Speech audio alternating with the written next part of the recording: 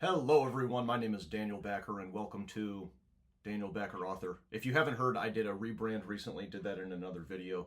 But today I want to talk about a realization that I've had around an aesthetic that I thought was explicitly postmodern. And I've read some really cool books recently that I not only want to recommend, but I also want to share what they've taught me about this aesthetic. And I'm starting to realize that this is not a postmodern aesthetic, or at least not an exclusively postmodern aesthetic, and it might have its roots in either occult or religious writing. And it would make sense that I would mistake it because a lot of the books that I've seen this featured in were mining occult aesthetics, and so I was only exposed to them through postmodernism. But I'm kind of rambling here at the beginning. Let me give you an overview of what I'm going to talk about in this video. I am going to talk about Thomas Pynchon's V, which, as you guys know, I'm a huge fan of. I did a video essay on it that'll probably, I'll probably link it up here. I'm going to talk about the recognitions, and if you guys watch this channel, you'll know that this was the most polarizing book I've ever read. Not polarizing to the general public, but polarizing to my own sensibilities. I loved it, and I hated it, and I have some new thoughts on it. I'm also going to talk about The Devil's Elixirs by ETA Hoffman. If you don't know this guy, he he wrote The Nutcracker and the Mouse King that the ballet is based on. I've never actually read it in its original, but I've definitely seen like cartoons of the Nutcracker as a kid, and so it was cool to read a book by somebody who wrote such a famous fairy tale, and it was super dark and interesting too. And lastly, I'm going to talk about The Angel of the West Window by Gustav Meyrink. I am not quite finished with this one, but I have nothing but good things to say about it. It's so darn good. I've got, I think, a little less than 100 pages left, and it ties together a lot of the aesthetics that I'm going to be talking about in this video. So, first of all, let's talk about Thomas Pynchon's V. So, this is where I was first exposed to this postmodern aesthetic of individual people, places, and things evoking some myth or some bygone era or some symbol. And it's not exactly the same thing as just a regular symbol like the light in The Great Gatsby, which is, both a literal light but also represents his longing for Daisy, for the American dream, yada, yada, yada. This is much more about how people in a postmodern society tend to evoke a lot of the inherited knowledge and an inherited mythology from what came before them. And this takes place on kind of a mundane scale and then also a societal scale. And so Benny Profane, the protagonist here, and his whole sick crew, they sort of iterate these old myths that they inherit from society on this kind of low stakes level, or at least that's my perception. But then Pynchon scales that theme all the way to German colonial Southwest Africa when there's a genocide that is basically being carried out because the people of the 1920s are trying to resurrect their mythologized understanding of the genocide that took place there from von Trotha in like 1901. And so just to put like a very fine point on it, what I really see as the aesthetic of this book that drives the narrative and keeps it interesting is that idea that every single character that gets introduced is sort of driven by this past myth, or they're evoking something that they aren't necessarily intending, but just by either having an evocative name or by iterating this past mythological story, they end up kind of being referential, even if they're not trying to be, right?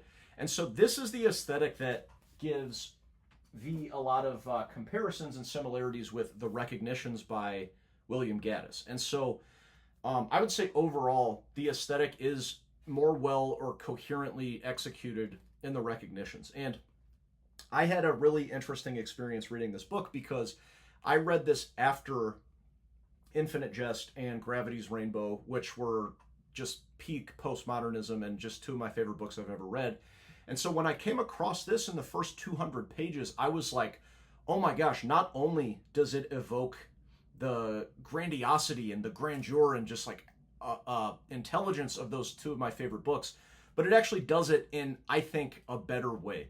Like the beginning of this book, and I would say even up, maybe even to the first 400 pages, are such a cool but like dialed in explanation of that theme of counterfeit, and that a lot of what we take to be authentic in front of us is actually just a ripoff of something that came before.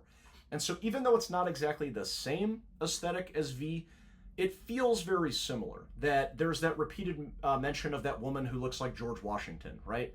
And obviously the protagonist Wyatt is sort of aping the Faust legend, and that's probably the biggest reference throughout the book, Goethe's Faust, which you guys know I absolutely love too. I did a video essay on that too. I might link it up here if you guys want to check it out. And so when I started reading it, I was prepared to believe that this was going to be one of my favorite books of all time. Because, like I said, even though Pynchon and Wallace have like excited me more, this felt like a much more complete novel. And it seemed like he wasn't abandoning the craft in a way that Infinite Jest and Gravity's Rainbow kind of can, if I'm allowed to critique those books. And again, they're two of my favorite books, but there are moments in both of those books where I'm like, is this even really a novel anymore? Or are we just, you know, kind of putting down really cool, fun imagery and ideas and stuff? Which, hey, go ahead and do that. That's great. But if you recall that rant that I posted a couple months ago when I decided not to finish this about 700 pages in, I just decided that even though it is so well crafted and seems to like close a lot of the gaps that might have existed in Infinite Jest and Gravity's Rainbow, I was just kind of forced to realize that I was done reading books like this. And I think I really would have enjoyed it a lot more if I'd read it right after college.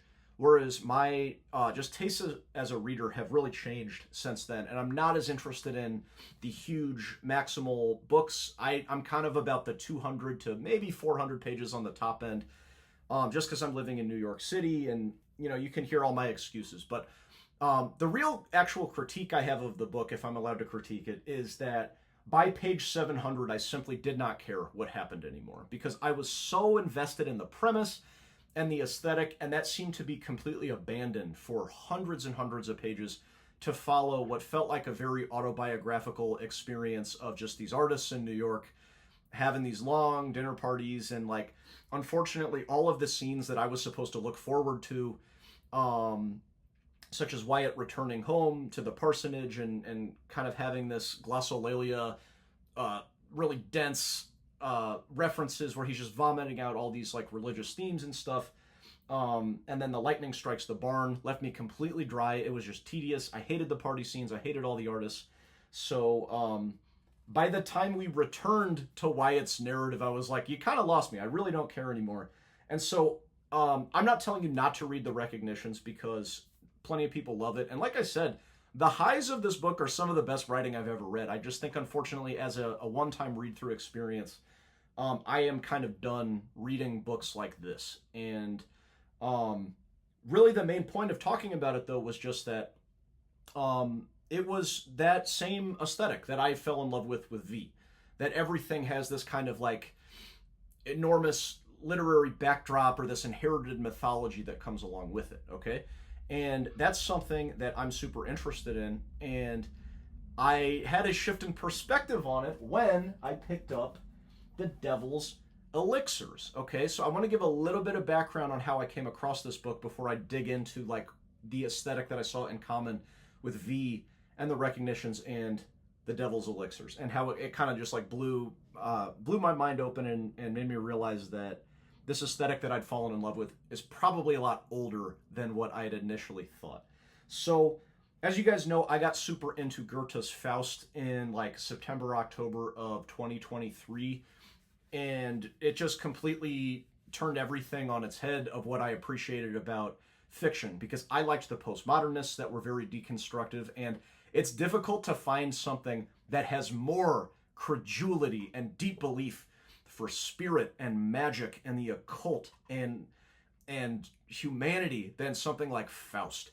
And even though it might be read as kind of a cynical narrative, it just feels so alive in a way that postmodernism can sometimes lack, that feeling of like belief in the world around you. Like postmodernism sets out to deconstruct belief, whereas God, just the romanticism of Faust was just so effusive and so joyous and so beautiful. And so I started to read more German romantics and more German literature in general, and I ended up coming across ETA Hoffman. It's not clear to me if he's categorized as a romantic or like a Gothic writer, but this is all about a monk that is at the monastery, and he comes across the devil's elixirs.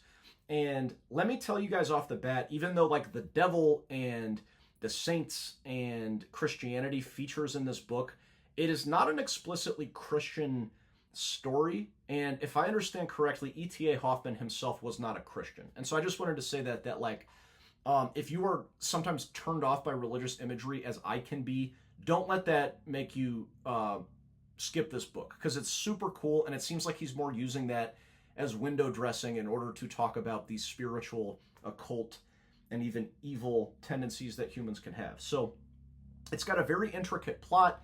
It's all about a monk who kind of comes across these old vials, and after drinking them, he starts to kind of have like the devil enter him, and he's killing people and disguising himself as other people. And so within those disguises, he begins to evoke that aesthetic that I was in love with in both V and the Recognitions, that he is his individual person, but he's also evoking this person that he's in disguise as.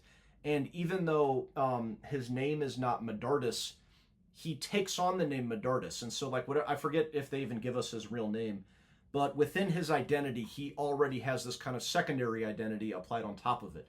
And there are several moments of religious rapture in the book that are actually attributed to the devil's elixirs. So it's unclear if it's like, is this really God speaking through him, or has he been possessed? And his arrogance is what makes him feel that he's got religious rapture around him, that he starts to believe that he's embodying Saint Anthony. And he thinks that his spiritual rapture is him like inheriting this identity that comes across him. And this is when something clicked in my brain, that this whole postmodern aesthetic of like evoking these past mythologies, or these like symbol sets that are not necessarily intended by the character but are intended by the author, probably has its roots in religious traditions. And it would make total sense why that would be the dominant theme of something like the Recognitions, because not to say it's not original, and it certainly is original, it's dripping with occult symbolism. And it leads me to believe that this postmodern aesthetic that I fall in love with is really just a secularized version of this religious trope, or this occult trope of having an individual be taken over by a spirit, or having their identity subsumed into this grandiose identity such as a saint or an apparition or a ghost or something like that. And so this theory is only solidified in me reading and adoring The Angel of the West Window by Gustav Meyrink, because this aesthetic is just dialed up to 11. And it's also older than both the Recognitions and V as well. I'm not trying to argue that this inspired them by any means, but it just makes me think that if this is so dense within an occult-themed novel, and I'm seeing it in these older works, it's highly likely that William Gaddis was at least reading something related to that in the occult that influenced the Recognitions. And so, a little background on this book. Gustav Meyrink wrote this about John Dee. So it's like a fictionalized biography of John Dee that feels a little bit like, Agatha Christie almost, because it's very like dense and intricately plotted, but it's also very accessible. The language is elevated, but it's not that difficult to understand. It's not as much as like a mind F as, I don't know why I'm censoring myself, as something like Gravity's Rainbow or The Crying of Lot 49. Like you get it. You read it and you can kind of hold it in your hand. But it's this fictionalized biography about a nameless narrator who gets this parcel from his deceased cousin named John Roger. And in the parcel are all these like old manuscripts and fragments of paper about the life of John Dee. And as he reads it, the narrator starts to believe that he is inhabiting the consciousness of John Dee, or that he himself, by being a descendant in John Dee's lineage, is actually turning into John Dee. So just like in the Recognitions, where the main character is kind of like turning into Faust, and all the other characters are these counterfeit versions of these past mythological figures, of these past artists, and just like in V, how all of the characters with their evocative names end up representing these past mythologies that have been inherited, that's exactly what's going on here. And a lot of what this book is about how the individual discrete thing, such as gold within alchemy, has this kind of symbolic or spiritual secondary associated with it. And so it's almost as if this significance or this mythology kind of like radiates off of everything in the material world. But there's a much more explicit morality in this book that it seems like John Dee's central struggle as a character is to get interested in alchemy in order to make gold, in order to show that, like, it's not literal gold that he's supposed to be after. And if anything, that is what drives some of the characters to evil ends, that they're after the physical gold and not the spiritual gold. And so I'm actually not done with it yet, and I'm planning on reading it soon, but I just wanted to capture some of these ideas because it's been very exciting to me. And as if you guys have probably seen with some of my other videos, I get sick of postmodernism a lot, but I always come crawling back because it is so addictive, and it's just so inspiring and enticing to think about that imagery and how every character is a little bit more than what they're initially presented as. So it's super cool and super exciting. And then I have just been filling my Amazon cart with so many more books that I expect to see the same imagery in. And the fact that this has this like occult and religious significance behind it makes me think that I am in no danger of running out of material to read and think about, which is very cool. I have nothing more to say. That's all I wanted to say. You guys have a good day. I'll be making more videos soon. Goodbye.